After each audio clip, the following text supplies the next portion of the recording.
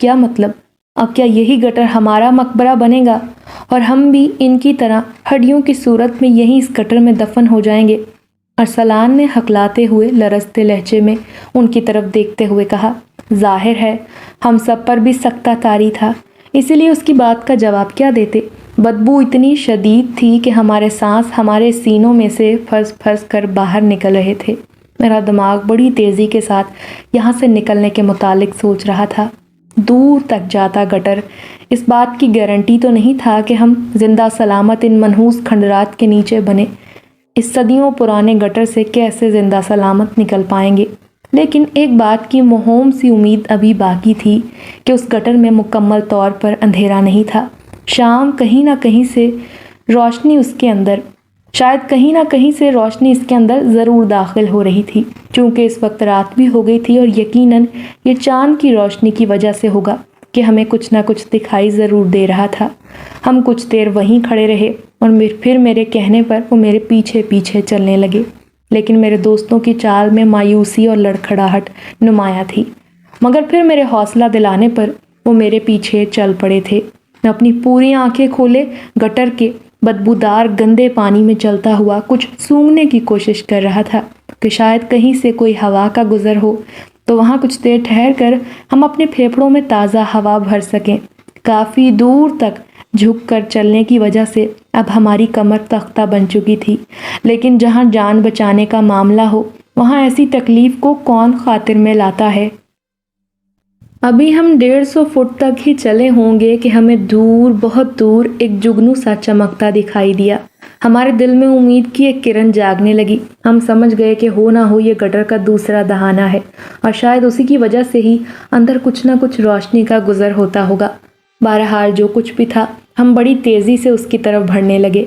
अब तो हमारे चलने का अंदाज दौड़ने जैसा हो गया था। जैसे जैसे हम उसकी जानिब दौड़ते जा रहे थे वैसे वैसे उस जुगनू का साइज़ बड़ा होने लगा और फिर हमें वाज़े दिखाई देने लगा कि वो उसका दूसरी जानिब का दहाना था। हम सब दीवानावार उसकी तरफ भागने लगे कि हमें झुके झुके काफ़ी देर हो चुकी थी। हमारी कमर में भी बहुत तकलीफ़ होने लगी। कुछ ही देर में हम उस दहाने के करीब पहुंचकर रुके और लंबे लंबे सांस लेने लगे। हमें यूं लगा जैसे हम दोज़ख से निकलकर यकदम जन्नत में पहुंच गए हों। काफ़ी देर तक वहीं खड़े हम ताज़ा हवा में सांस लेते रहे और फिर जब तबीयत बहाल होती तो हम बारी बारी उस दहाने से बाहर निकल गए। दहाना ज़मीन से काफ़ी ऊंचाई पर था, इसीलिए हमने बाहर निकलकर पहले अपने बैग नीचे फेंके और फिर खुद भी जंप लगाकर उनके करीब जा गिरे। रात काफ़ी गहरी हो चुकी थी। आसमान पर चांद अपने पूरे जौबन पर था, जिसकी वजह से चारों तरफ रोशनी फैली हुई थी। अरे अब हम यहाँ कहाँ पहुँच गए हैं? कहीं ऐसा तो नहीं कि हम किसी और मुसीबत में फंस चुके हैं? क्योंकि वो खंडरात तो दूर दूर तक दिखाई नहीं दे रहे। तौहीद ने जैसे हमें होश दिलाते हुए कहा। उसका लहजा रो देने वाला था। घबराओ नहीं दोस्तों, शुक्र अदा करो कि हम अपनी जान बचाने में कामयाब हो गए हैं, वरना सोचो अगर हम उस गटर में ना गिरते तो शायद अब तो उस वहशी रीछ का शिकार बन चुके होते या फिर उन्हीं पुरअसरार खंडरात के भूतों के हाथों मर चुके होते। पहले हमें किसी महफूज जगह को तलाश करना चाहिए और कुछ खा पी लिया जाए, फिर वहीं रात बसर करके सुबह आसपास का इलाका देखकर यहाँ से निकला जाए। मैंने दोस्तों को हौसला देते हुए कहा। मेरी ये बात सुनकर उन्होंने इत्मीनान में सर हिलाए और फिर हमने दूर एक दरख्तों के झुंड के जानिब बढ़ना शुरू कर दिया, जो हमसे ज़्यादा दूर नहीं था। बैग वहीं रखकर हमने उनमें से कुछ खाने पीने की चीज़ें निकाल कर अपना पेट भरा और फिर वहीं पाँव पसार कर लेट गए और नींद हम पर हावी हो गई। रात भर हम बेफिक्री की नींद सोए रहे। सुबह सूरज की धूप पड़ते ही हमारी आंखें खुल गईं। ये देखकर हम सब हैरान रह गए कि वो एक हरी भरी वादी थी। दूर दूर तक पहाड़ी सिलसिला फैला हुआ था। समझ से बाहर था कि उन पुरअसरार खंडरात के नीचे मौजूद उस बदबूदार गटर का ताल्लुक उस खूबसूरत और हरी भरी वादी से कैसे था। अभी हम बैठे हैरान हो रहे थे कि अचानक दूर से एक ऊँट नुमा जानवर बड़ी तेज़ी से हमारी तरफ भागता आ रहा था। उसका मुंह हमारी जानिब ही था। उफ मेरे खुदाया, वो ऊँट ही था या कोई और बला थी। उसका रंग सुरमई था। जिस्म पर ऊँट की तरह का ही एक कोहान भी मौजूद था। मगर उसकी टांगें तो ज़्यादा लंबी ना थीं बल्कि गधे के बराबर थीं। उसकी लंबूतरी ठोड़ी ऊंट के मुंह से भी 1 फुट ज़्यादा लंबी थी। वो बड़ा ही अजीबो-गरीब किस्म का जानवर था, लेकिन उस वक़्त उसकी बनावट की तारीफ़ करने की बजाय हमें अपनी जानें बचाने की फ़िक्र थी। ज़ाहिर है वो बदनुमा जानवर हमें सलाम करने तो नहीं आ रहा था। उसकी रफ्तार से यूँ लग रहा था जैसे वो चंद मिनटों में ही हमारे सरों पर होगा, और ये ख्याल आते ही हम लपक कर उन्हीं दरख्तों पर चढ़ने लगे। फ़िलहाल तो ये दरख्त ही एक महफूज पनाहगाह थी। अभी हम पूरी तरह दरख्तों पर चढ़े भी नहीं थे कि वो जानवर उन दरख्तों के नीचे पहुंच गया और बड़ी तेज़ी से उछल उछल कर हमें अपनी लंबी थूथनी से पकड़ने की कोशिश करने लगा। लेकिन इस दौरान हम खुद को दरख्तों पर महफूज मुकाम तक पहुंचा चुके थे। वो जानवर ये देख कर कि उसका शिकार हाथ से निकल चुका है, गुस्से से बेकाबू हो गया और नीचे खड़ा ज़ोर ज़ोर से अपना सर दरख्तों से टकराने लगा, जैसे हमें नीचे गिराने की कोशिश कर रहा हो। हम ऊपर बैठे मजबूती से शाखों को पकड़े उसकी हालत देख रहे थे। काफ़ी देर तक कोशिश करने के बाद वो एक तरफ चला गया।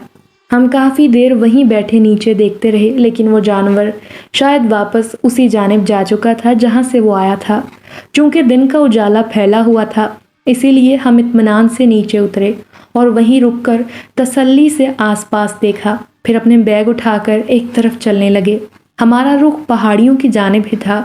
कम से कम हम वहाँ पनाह ले सकते थे और फिर से नीचे की जानिब किसी भी खतरे को देखकर हम अपना बचाव भी कर सकते थे। पहाड़ियाँ ज़्यादा दूर ना थीं, इसीलिए 15-20 मिनट तक मुसलसल दौड़कर हम वहाँ तक पहुँच सकते थे। इसीलिए इस फैसले पर अमल करते हुए हम बड़ी तेज़ी से पहाड़ियों की जानिब दौड़ने लगे। अभी हम पहाड़ियों से कुछ फासले पर थे कि अचानक हमें यूं लगा जैसे आसपास कहीं छोटा सा जहाज़ फ़िज़ा में उड़ रहा है। ये देखकर हमारी खुशी का ठिकाना न रहा। हमने तेज़ी से अपनी निगाहें ऊपर की जानिब की तो हमें फसलों पर छिड़काव करने जैसा एक छोटा जहाज़ दिखाई दिया। वो इतनी ऊंचाई पर था कि उसमें बैठा पायलट भी हमें वाज़े नज़र आ रहा था। हमने उसे देखते ही ज़ोर ज़ोर से अपने हाथ हिलाना शुरू कर दिए। पायलट भी शायद हमें देख चुका था, इसीलिए उसने तेज़ी से जहाज़ नीचे की जानिब लाकर हमारे इशारों का जवाब दिया। हम अल्लाह ताला का शुक्र बजा लाए जिसने गैब से हमारे लिए मदद भेज दी थी, वरना शायद हम उन्हीं पहाड़ियों में न जाने कब तक ज़िंदगी की तलाश में भटकते रहते। वो जहाज़ कहीं गायब हो गया था। उस दौरान हम एक पहाड़ी पर चढ़ चुके थे और ऊपर पहुंचकर हमने देखा कि जहाज़ दोबारा हमारी जानिब ही आ रहा था, लेकिन इस बार उसकी ऊंचाई बहुत कम थी।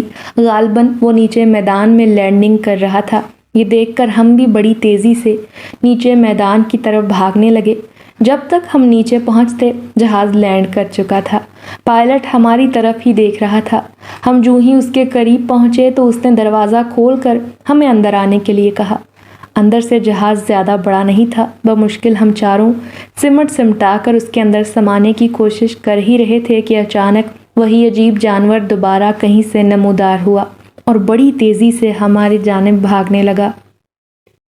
पायलट उस अजीबो गरीब जानवर को हमसे पहले ही देख चुका था और जहाज़ को उड़ाने की तैयारी कर चुका था। इसीलिए इससे पहले कि वो खौफनाक जानवर हमारे करीब पहुंचता, जहाज़ तेज़ी से दौड़ता हुआ ऊपर फ़िज़ा में बुलंद हो गया और वो जानवर बड़ी तेज़ी से उसके नीचे से निकल गया।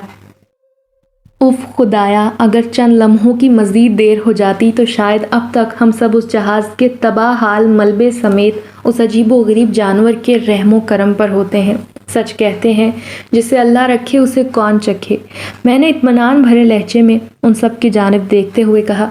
हमारे पूछने पर पायलट ने बताया कि वो यहीं से गुजर रहा था, तो उसे नीचे ज़मीन पर आप हाथ हिलाते दिखाई दिए तो मैं समझ गया कि आप लोगों को मदद की ज़रूरत है, इसीलिए मुझे यहाँ लैंडिंग करना पड़ी।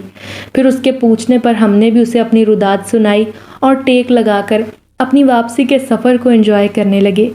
लेकिन पायलट हमें किन अखियों से यूं देख रहा था जैसे वो हमें चुगतबाज समझ रहा हो, जो शहर की आरामो आसाइश की ज़िंदगी छोड़कर यूं मरने के लिए इन खंडरात में यहाँ आ गए थे। Please like, comment and subscribe the channel Shehzad Khan Horror Stories, and thanks for watching.